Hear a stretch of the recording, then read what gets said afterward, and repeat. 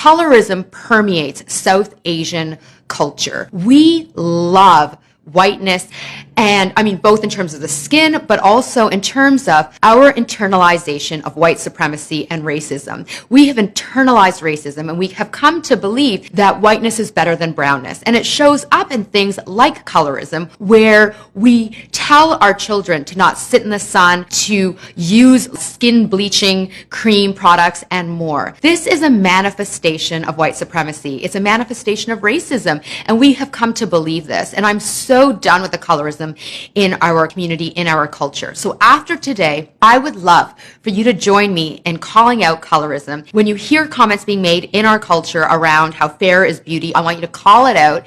And instead, what we really should be doing is cultivating self-love. We want to be in a place where we embrace how beautiful we are, the melanin in our skin, our brownness. Happy summer. I cannot believe that I still need to talk to some of y'all about this. Do not tell your brown children to stay out of the sun this summer. Do not offer skin lightening agents to counteract the effect of the sun on your brown children's skin.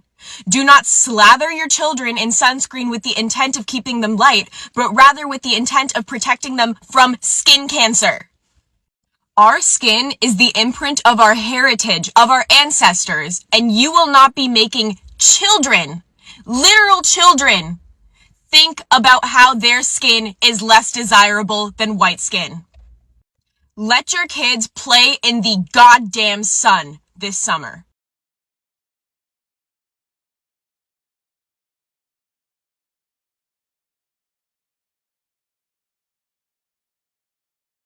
Bad. After looking at you as a fair woman, Beyonce would feel inferior. Just a friendly reminder, Beyonce's black! Y'all will continue to say colorism in India does not exist when Indian women can't even turn on the TV. Imagine being an Indian woman, turning on the TV, Beyonce, and then imagine going to the drugstore after and seeing Fair and Lovely bleaching products literally everywhere. Going to like an auntie and uncle's house and then the auntie's like, oh, you got so dark. There is no escaping colorism and the Eurocentrism that was implemented by colonizers. And the fact that this video can exist in 2020 and the production company actors didn't say anything about it is unbelievably problematic and embarrassing. Imagine having colorism in 2020. What the heck? Like, what? Tell me somebody's colorist without saying they're colorist. So when I was like 6 or 7, I was in first grade at the time. I was a part of like a Bollywood dance group, and I went over to one of the girls' houses because they were having practice there, and her whole family like basically wouldn't acknowledge me, and they would only serve me food on a metal tray, and they wouldn't let their kids touch that metal tray. And it's all because of obviously the caste system, and I was much darker than their children. So then obviously when my white mom came to come get me, they were shook because they treated me so badly, and it went down. When I tell you all it went down, it went down. We never went back there again. No more dance group for me. Over. And as a 7-year-old, I didn't understand what was going on, but now as an adult, I do, and it's triggering. Because everyone watches Bollywood. Also, I specifically said South Asian, not South Indian. Bollywood, so far, has only been having actors that look white, which is very problematic because Bollywood is so popular. Not only do South Asians watch it, a lot of people from different countries watch Bollywood movies. And the representation in those movies is so problematic because there are people in my comment section who are foreigners, non-South Asians, who tell me that they did not know that Indians like me existed, meaning Indians of my skin tone or darker than me existed. Only after we started putting ourselves on the internet did they think, oh wow, they're brown and dark skinned Indians, South Asians. Why is it not there in Bollywood movies? There is colorism everywhere. But the reason why I hold Bollywood to such a high standard and I talk about them and I attack them on my page is because how popular they are, how much power they hold. Because people watch Bollywood movies and make their assumptions about us. By us, I mean the rest of South Asia, the rest of India, and they think that we look like those people, those actors, those white-looking actors, and they think that that's what South Asians look like. Nope. South Asia is very, very diverse. India is very diverse, but we don't have any representation. In my own country, I don't have representation. And Hollywood is doing a much better job at that. Which I think, like, that's weird to me. I'm probably going to get a lot of backlash for saying this, but I'm going to say it anyway because it's been bothering me. Recently, I've seen a lot of videos on TikTok and Instagram. South Asians asking the British Empire to return the Kohinoor diamond back to India after the Queen passed away. Sari blouses apparently not being a thing, and that they were introduced by the British Empire to cover a woman's modesty. You know, we're pointing fingers at the British Empire for all these things, and yet they left 75 years ago, and we're still holding on to one of the biggest legacies they've left behind: fair skin privilege and colorism. Okay, so I know that colorism did exist in South Asia before they arrived, but let's be very honest, their arrival exacerbated the problem, right?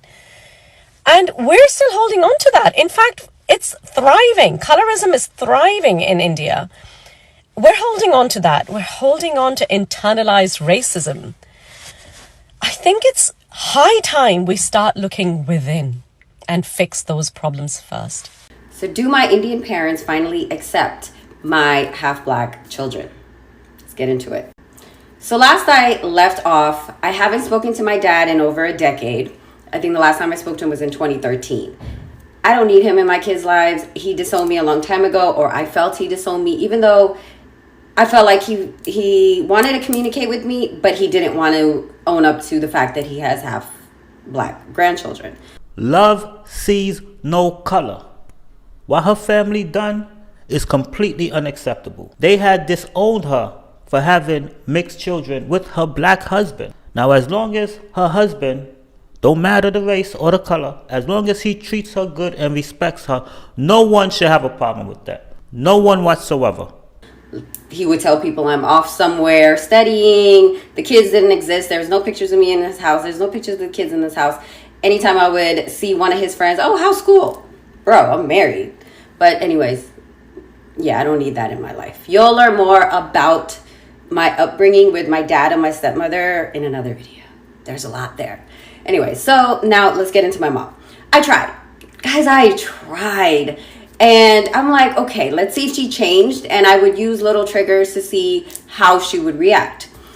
There were 3 things that I'm like, wow, you can still do this to this day? So one was my 21-year-old hurt his Achilles in December. He got hurt. I told Instagram, Facebook, all of that. So my mom follows me on Facebook. So she read it. And I also told my sister, who told my mom. My mom writes me 4 days after it happened. And she was like, she wrote me on Facebook Messenger. She's like, is, Elijah okay? I was like, he's okay. He's in a lot of pain. She wrote me 2 days after that message and gave me a thumbs up emoji. A thumbs up. Okay, whatever. So I decided to visit my sister in Maryland, and because she just had a baby and I wanted to see my nieces. There's 2 of them. So I went there with my oldest daughter, who was her favorite when I was younger. She was literally like, give me her and I want to raise her again like she was her daughter, because, apparently she didn't raise me and my sister right. Yeah. Anyways, so I brought her to Maryland to see her grandmother because she also wanted to see her uncle and her aunt and all of that good stuff. And my mom, the only thing she really said to my daughter was hi. There was no conversation. There was no, oh, how's school? Or what are you doing? Are you working? There was no trying to get to know her granddaughter at all. And I'm like, that's crazy. You would think she wants to get to know her grandchild. Like, who wouldn't want to get to know your grandchild? If I had a grandchild, I want to know everything about that child. But yeah, she really wasn't trying to talk to that child. And it was very disheartening to see. Very disheartening. I'm like, wow, okay. I'm going to have to get to a part 2 because there's not enough room in this video for this.